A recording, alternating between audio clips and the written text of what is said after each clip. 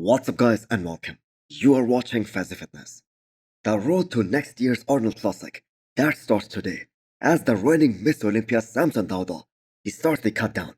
So this is him at 13 and a half weeks out of his fourth consecutive Arnold Classic in a row. And this is the very first time Samson is entering this contest as the hot favorite. After all, he is the reigning Miss Olympia, and the man is ready to make himself a 2 times Arnold Classic champion. So the improved conditioning, that wasn't the only factor, because of which Samson Dauda beat both Hadi Choopan and Derek this year. His back also looked considerably bigger, more denser, and more detailed than last year. Not to mention the back lat spread, that is a lot more wider now. And the man looked a lot more combative against both Hadi and Derek, even in the back double biceps.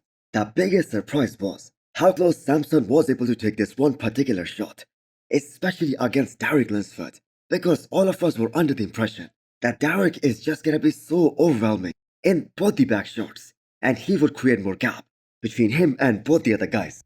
Now don't get me wrong, Derek did win the back double biceps against both these guys, but not the way he did back in 2022 and even last year. So Samson is still in that phase, but he's trying to rebuild his physique. He did not miss the rebound, and he made the maximum out of it after the Olympia this year.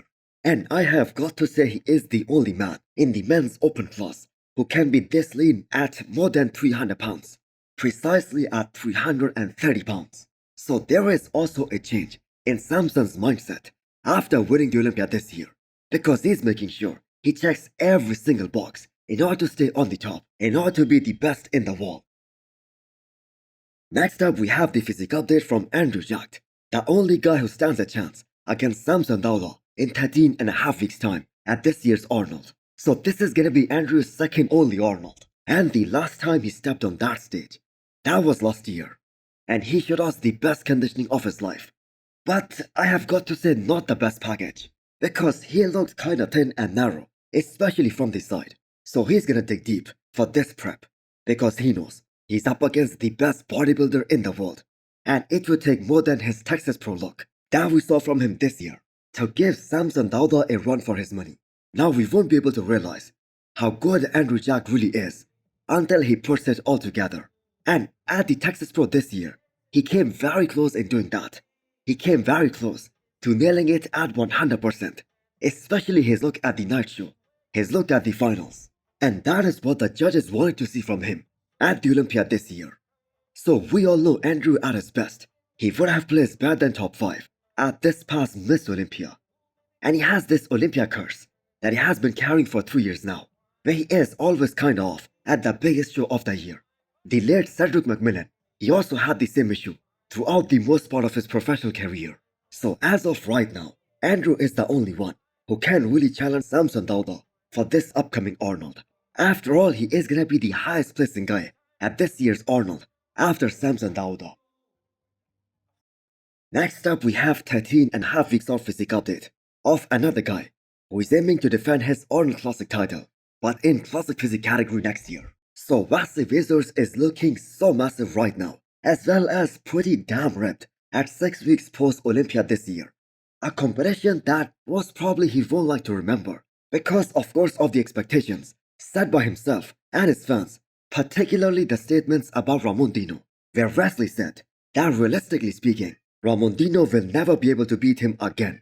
And regarding Chris Bumstead, that he's gonna give C-Bum the hardest battle of his Olympia career. But what really happened at his last show was the exact opposite of that.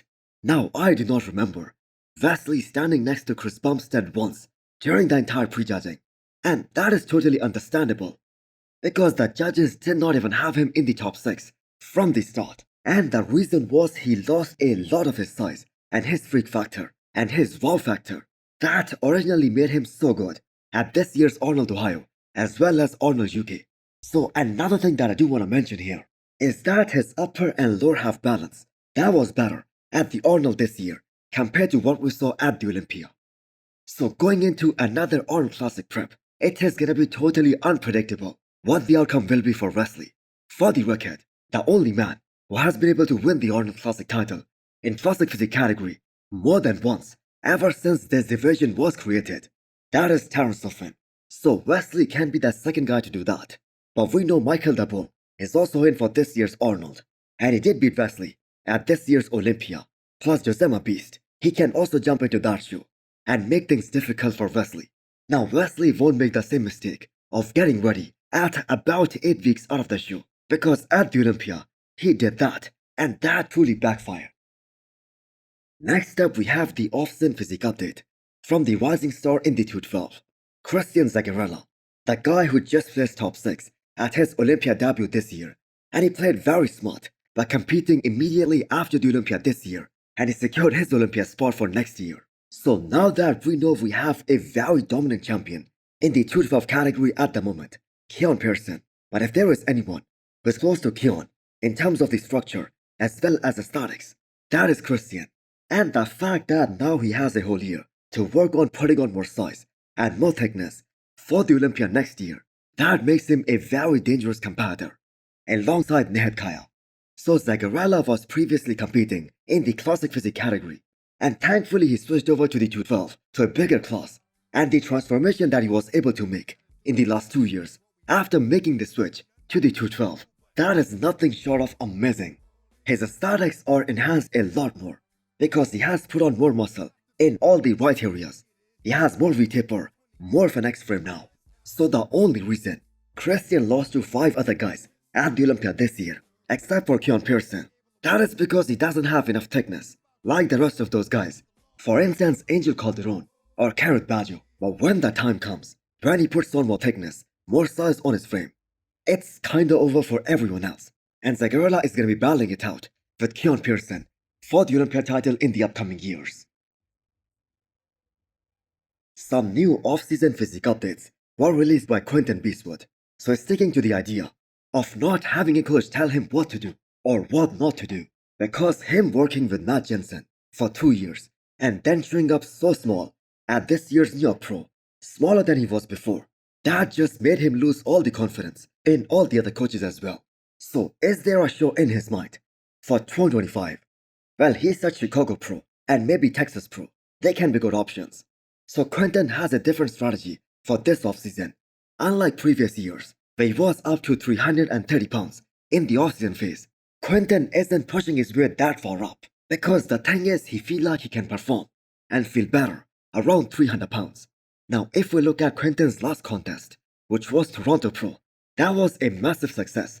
I believe that show was scheduled about 4 weeks after the New York Pro, and based on his New York Pro look, people did not even have him in their top 5. But he ended up in 2nd place, with some people making a serious argument that he could have won that show against Akeem Williams.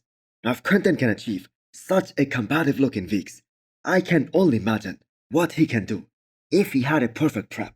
So hit the thumbs up button if you liked the video, and smash the subscribe button if you wanna come back for more. Thanks for watching.